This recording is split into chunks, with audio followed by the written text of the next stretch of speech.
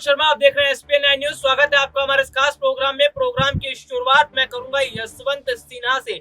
जी हां, बीजेपी का दामन छोड़ने के बाद टीएमसी में शामिल हुए यशवंत सिन्हा एक के बाद एक बीजेपी को लेकर कई बड़े खुलासे कर रहे हैं। और चौंकाने वाली बात तो यह है कि ये खुलासे ऐसे हैं जिससे बीजेपी की पोल भी खुल रही है और इसके साथ ही साथ बहुत बड़े बड़े गहरे राज भी सामने आ रहे हैं। जी हाँ, यशवंत सिन्हा की एक ऐसी जानकारी लेकर मैं हाजिर हूं, एक ऐसा बयान जो यशवंत सिन्हा ने दिया है, वो भी कंधार कांड को लेकर।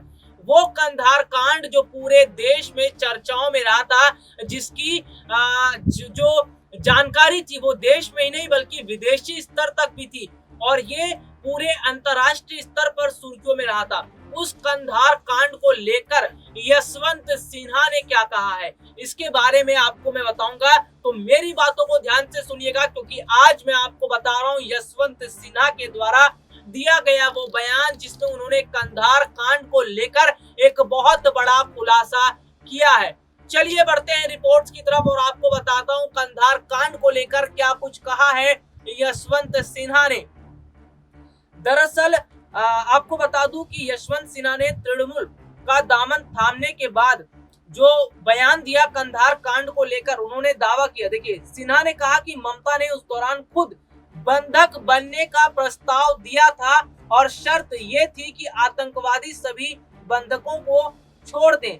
और आपको मैं यहाँ पर देखिए बताता हूँ उनका जो बयान है, वो बयान मेरे पास है। देखिए, उन्होंने कहा, आज मैं आपको बताना चाहता हूं कि जब इंडियन एयरलाइंस का हवाई जहाज उसको अगवा कर लिया गया, अपहरण हो गया था और जो आतंकवादी थे उसको कंधार ले गए थे, तो कैबिनेट में एक दिन चर्चा हो रही थी, तो ममता जी ने ऑफर किया कि वो स्वयं हॉस्टेज बनकर जाएंगी और वहां पर शर्त ये होनी चाहिए कि बाकी जो हॉस्टेज है उनको आतंकवादी छोड़ दें और वो ममता उनके कब्जे में चली जाएंगी। जो कुर्बानी देनी पड़ेगी वो कुर्बानी वो देश के लिए देंगी।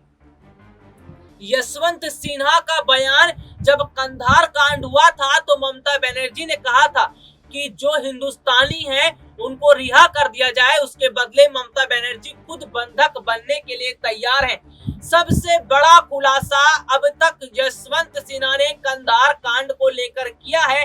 और आपको बता दूं कि बीजेपी में रहते हुए कंधार कांड पर उन्होंने कभी ये बयान नहीं दिया था, लेकिन टीएमसी में आने के बाद कंधार कांड पर बयान देना और ये बताना कि ममता बनर्जी ये कह रही थी कि उनके जो हमारे देश के नागरिक हो उनको छोड़ दिया जाए, लेकिन ममता बनर्जी वो खुद जो है वो कैद में रहने के लिए तैयार है। यानी कि ममता बनर्जी का देश के लोगों के प्रति कितना प्रेम है, ये बात पता चलती है यशवंत सिन्हा के बयान से। चलिए अब आपको मैं कंधार कांड भी बताता हूँ। बहुत सारे हमारे ऐसे दर्शक होंगे जिन्हें ये बात नहीं पता होगी कि क्या है कंधार कांड और क्या स्थिति थी उस समय, लेकिन आपको जो जानकारी कंधार कांड से जुड़ी जो दूंगा उसको ध्यान से जरूर सुनिएगा। देखिए, 24 दिसंबर 1999 को नेपाल की राजधानी काठमांडू से दिल्ली के लिए उड़ान भरने वाले इंडियन एयरलाइंस का विमान IC 814 का जो शाम करीब 5:30 बजे पाकिस्तान स्थित आतंकवादी संगठन हरकत उल मुजाहिदीन के आतंकवादियों ने अपहरण कर लिया था। अमृतसर, लाहौर और दुबई में लैंडिंग करते हुए आतंकियों ने विमान को अफगानिस्तान कंधार में उतारने के लिए मजबूर किया। आतंकियों ने 176 यात्रियों में से 27 को दुबई में छोड़ दिया, लेकिन रुपिन कात्याल नाम के एक यात्री को मार दिया गया था और उसके बाद की जानकारी बताऊं, जबकि कई अन्य को घायल कर दिया गया था। तब यात्रियों की रिहाई के बदले भारत को 3 आतंकियों मसूद अजहर, अहमद उमर, सईद शेख और मुश्ताक अहमद जरगर को अपहरणकर्ताओं को सौंपना पड़ा था। ये पूरी कंधार कांड की जानकारी, हिस्ट्री आपको मैंने बताई। जिन लोगों को नहीं पता था कंधार कांड के बारे में, उनके बारे में मैंने आपको बताया। ये बात मैं इसलिए बताया, ये बात हमने इसलिए बताई क्योंकि यशवंत सिन्हा का बयान कंधार कांड पर आया और कंधार कांड जब हुआ था तो उस वक्त पूरा देश चिंतित था और पूरे देश के जो लोग थे वो बहुत ज्यादा परेशान थे और इस बात की प्रार्थना कर रहे थे कि जो भारतीय हैं जो विमान के अंदर मौजूद हैं उन्हें कोई किसी तरह का नुकसान ना हो। उस समय जो भारत की सरकार थी बहुत ज्यादा परेशान थी और भारत सरकार ने उस वक्त बहुत बड़े बड़े फैसले उठाए, कदम उठाए और लोगों की परेशानियों को देखते हुए उन्होंने फौरन जो है जो आतंकवादी थे उन्हें रिहा किया। तो ये कंधार कांड की जानकारी आपको मैंने दी है। और देखिए आपको मैं ये भी बता देता हूं कि जिस तरह से देखने को ये मिला कि ना सिर्फ जो यशवंत सिन्हा है वो बीजेपी के खिलाफ खुलकर ये भी बोल रहे हैं कि अब जो है जिस पर उन्होंने भरोसा किया उन्होंने उनके साथ धोखा किया।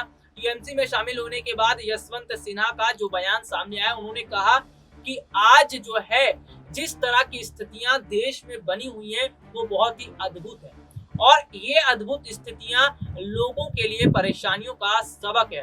अब वैसे आपको बता दूं कि यशवंत सिन्हा जब बीजेपी में शामिल थे तो वो उस समय खुलकर बयानबाजी करते थे और जो बात उन्हें सही लगती थी वो बोलते थे, जो बात गलत लगती थी वो बोलते थे। यशवंत सिन्हा सच बोलते थे, इसका ही नुकसान उन्हें उठाना पड़ता रहा है, जिस वजह से पीएम मोदी और अमित शाह भी यशवंत सिन्हा से नाराज अक्सर नजर आते थे। तो यहाँ पर यशवंत सिन्हा ने आखिरकार मौके को देखकर बीजेपी का दामन छोड़ दिया और टीएमसी में शामिल होने का फैसला किया और टीएमसी में शामिल हो गए। अब आप ये भी समझिए कि टीएमसी में शामिल होने के बाद यशवंत सिन्हा जो है वो टीएमसी में शामिल होने के बाद टीएमसी को कितना फायदा होगा। हालांकि अगर बात करूं तो यशवंत सिन्हा का टीएमसी में जाने के बाद कोई कुछ खास प्रभाव तो नहीं पड़ेगा, लेकिन यशवंत सिन्हा वो नेता हैं जिन्होंने हमेशा सच्चाई का साथ दिया और जिन्होंने खुलकर अपनी बात रखी और शायद यही वजह रही कि खुलकर बात रखना ही यशवंत सिन्हा का जो पार्टी आला कमान है उन्हें पसंद नहीं आता था। यशवंत सिन्हा ने कई बार महंगाई के मुद्दे पर बात की, देश में जो नोटबंदी हुई थी उसके ऊपर बात की और पेट्रोल डीजल के दामों पर बात की।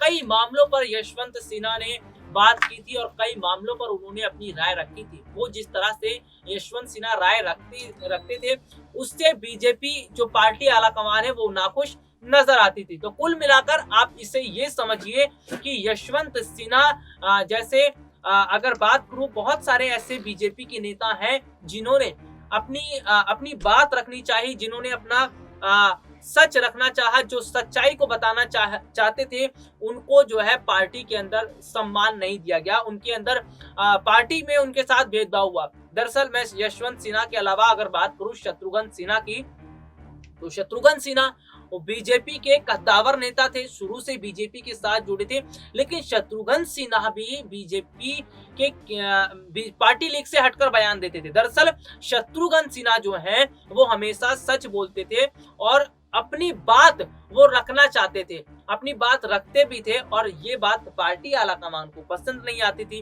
और वजह यही रही कि शत्रुघ्न सिन्हा ने भी बीजेपी का साथ छोड़ दिया, जिस तरह से आज यशवंत सिन्हा ने बीजेपी का साथ छोड़ा है। तो स्थितियां जो राजनीति की स्तर पर बनी हुई हैं वो कुछ इस कदर बता रही हैं कि वाकई में बहुत ज्यादा जो है स्थितियां वो नजर आ रही हैं। लेकिन चौंकाने वाली बात देखिए क्या है, चौंकाने वाली बात यह है कि यशवंत सिन्हा ने कंधार कांड पर इतनी बड़ी बात कही है और सीधा सीधा ये बात बहुत सारे जो दर्शक हैं उनको नहीं पता होगी कि ममता बनर्जी ने कहा था कि उन्हें बंधक बना लिया जाए लेकिन उनके देश के यात्रियों को छोड़ दिया जाए। तो ये बताता है कि ममता बनर्जी किस तरह से देश के लोगों के बारे में सोचती थी उस समय भी और आज भी सोच रही हैं। आपको ये भी बता दूं कि ममता बनर्जी से जुड़ी ये खबर बहुत ही कम लोगों को पता होगी, लेकिन आज हमने अपने दर्शकों को ये बात बतानी जरूरी समझी ताकि लोगों को इसके बारे में पता चले। तो कंधार कांड में ममता बनर्जी का किस तरह से उसमें रोल था ये हमने आपको बताया, लेकिन सबसे बड़ी बात तो ये है कि बंगाल की जो राजनीति है वो बहुत ज्यादा गर्मा चुकी है। बंगाल की राजनीति इसलिए भी गर्माई गई है क्योंकि नंदीग्राम जो विधानसभा सीट है वहां से शुवेंदु और ममता दोनों ने लड़ने का फैसला किया और ममता बनर्जी के साथ नंदीग्राम में जो हादसा हुआ उसके बाद से तो बंगाल की जनता ममता के साथ खड़ी हुई नजर आ रही। फिलहाल के लिए आज मुझे इजाजत दीजिए, नमस्कार।